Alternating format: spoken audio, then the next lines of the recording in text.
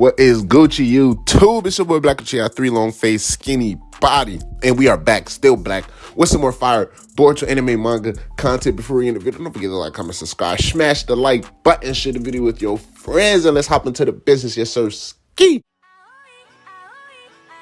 9 mountains and 8 seas make one world. 1,000 worlds make one chiliocosm. 1 chiliocosm to the power of 3, and there's nothing I can't cut. Okay, there was a good amount of the fandom earlier on throughout the run of the Boruto story that supported the idea of Rogue Ninja Boruto. And I was never a strong advocate for that idea, especially in the case of the most likely scenario. It wouldn't be actually Boruto who would be the cause for the rogueness, but more so Momoshiki, understanding that after the events of Boruto chapter 79, everything has been flipped. No pun intended, bro, but literally the scripts have been flipped. And a lot of those theories are coming into fruition now with the entire ninja world, essentially. But at the moment, the Konoha village and all of the higher ups in terms of the Jonin and the special ninja under Shikamaru's order are after Boruto and potentially after Boruto's life. We see Mitsuki already taking killing intent towards this guy Boruto. He's essentially fulfilled Momoshiki's prophecy at the start, I should say, of Momoshiki's prophecy, where Boruto will lose everything. Now, being able to put some of the pieces of the puzzles together, those blue eyes will take everything from you. Whether it's like, what are they talking about? Boruto's eyes, will he somehow make some type of drastic decision in order to go rogue? Boruto's going to have to come to terms with something that's going to be very devastating to him. But understanding, it's Eida's blue eyes that literally took everything from him, right? And also one of the major callbacks that I wanted to talk about, right? One of the first time Boruto and Kawaki fought in a proper sparring match when they were fighting in the training grounds and Naruto was overseeing it, it was almost like Momoshiki was warning Boruto about Kawaki back then. Whether or however they would feel about each other, they would grow to become brothers, call each other a family, right? At the end of the day, all of this falls back. Yes, Eida's the blue eyes that literally took everything away from him, but Kawaki with the desire, intention, and intentions that brought everything into fruition. So things that stood out to me this chapter was, of course, Big Uchiha vibes, right? This guy Momoshiki is confused as to why the Big Uchiha Sasuke's daughter, Big Uchiha Sarada, is not affected by the whole entire omnipotence jutsu that Eida was able to let off throughout the chapter. Now, one of the things that are really, really intriguing to me is because you already know I'm gonna talk about my Uchiha Sasuke later on, right? Another video for another discussion, but in terms of Sasuke's positioning, right? Everybody was going on in the midst of the things going down, and then we kind of see a similar reaction to where with Sarada, we actually got dialogue following up her reaction, should I say, but with Sasuke, we just got the reaction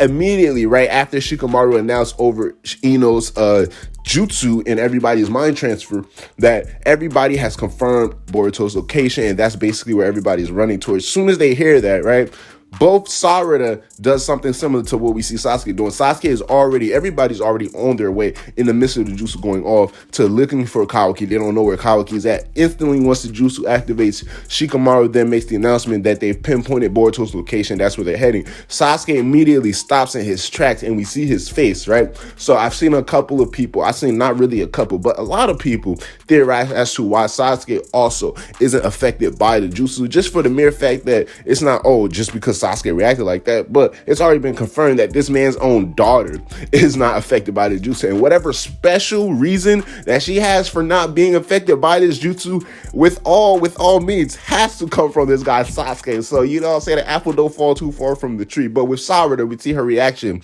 and she immediately questions Mitsuki as to what's going on, if Boruto is in some type of danger for them to announce his location, and they immediately head towards Boruto, and then we see everything unfold. Now, in terms of this chapter as a whole, right, because my whole analysis on the chapters mainly came from my previous video in terms of the spoiler review and the emphasis on Kawaki's action. But in terms of this entire chapter, 10 out of 10 beautiful chapter. I was on the edge of my seat from the first page all the way into the last, and it's one of the greatest cliffhangers we've gotten in the past 79 chapters of the Boruto manga. But now back to the main point of the video. Both Boruto and Sarada are suffering from this tragedy. Now, one of the most interesting things that I said was with Momoshiki mentioning everything about Sarada, not just the fact that she isn't affected by this jutsu, but then he says an interesting line, but then it says those who usually aren't suffer from this jutsu the most. And that's pretty interesting, right? Because then just taking away from the idea of the events that happened this chapter alone, we understand that in terms of Eida's case, she doesn't understand that her enchantment or love ability is a product of the omnipotence becoming made material by her subconscious desire of wanting to be loved. She unknowingly made the entire world fall in love with her. As crazy as that sounds, that's essentially the secrets behind Eida's ability. And Momoshiki's, his words kind of connects even to her situation where she is literally suffering, right? She's blaming a model for all of these things, and she made it her life's mission to marry an Otsutsuki, albeit in this situation Kawaki, because they're the only ones who can show genuine feelings for her because her ability doesn't work on them. Unbeknownst to her, she's the only one who isn't affected, well, with exceptions to Sumire and Sarada in terms of her love ability. But, you know, as being the only one who isn't affected by this ability, we see how much she is suffering from the results of her subconscious desires being made material. Now, in this situation where we see he names off Eida, Kawaki, Boruto, and now the likely scenario obviously being Sarada, and then possibly even Damon, who aren't being affected by this jutsu, and then he follows up by saying those who aren't affected usually suffer the most. Now, we've already talked about how that also correlates to Eida in terms of her subconscious desire ultimately being the result of her suffering, being not able to trust anybody that she sees around her, because ultimately she feels that she wants to be loved, but unknowingly she's making herself loved by everyone. So it's not genuine feelings. So Eida is suffering in that sense. Now, in this case, everybody understanding the truth of the world, all of the events occurring with both Boruto and Kawaki's life have been reversed.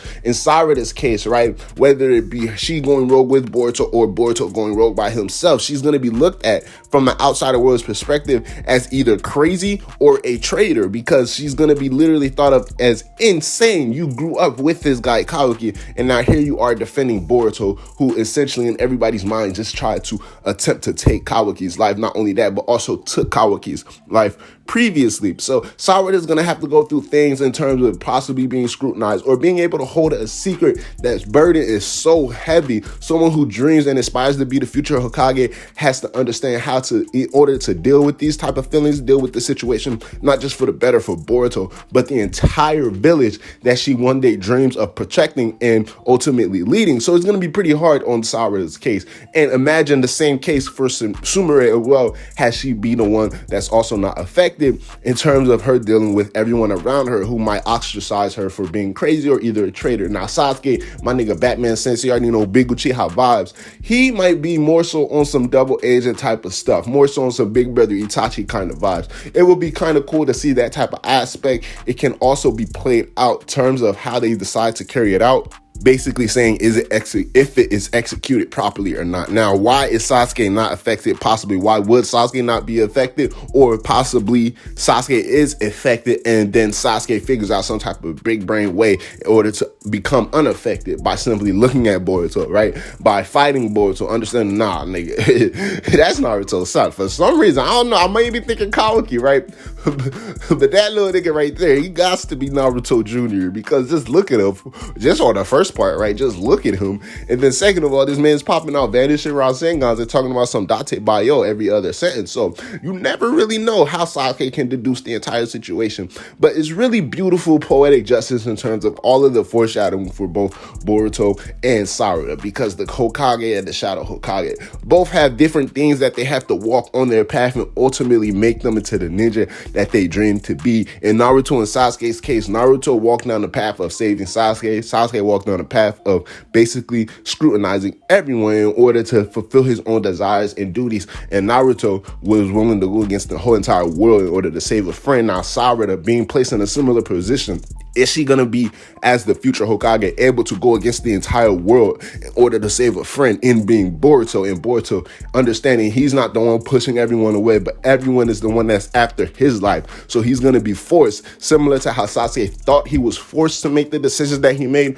but Boruto here is actually forced in order to go rogue, forced to go into hiding, and forced to basically hide, or if need be, actually fight the loved ones who are actually out to take his life and end him permanently, whether it be Momoshiki or Boruto himself. So it's a whole lot of beautiful poetic justice inside of this scenario alone, and I just wanted to talk about the key things surrounding both Boruto and Sarada in terms of them not being affected and how it can ultimately not just mess up their mental state and all of their way that they perceive and think life to be, but also in just how they go forward in terms of what they believe a real ninja should turn to be, and how Sarada decides to go with her decision and how Boruto decides to go with his decision, regardless of the events that occur over the next chapter, right? At the end of the day, if this thing isn't settled within the next few chapters, understanding how unpredictable Kishimoto can be, especially in this Boruto series here, right? If things decide to play out in this type of scenario, or should I say in this kind of timeline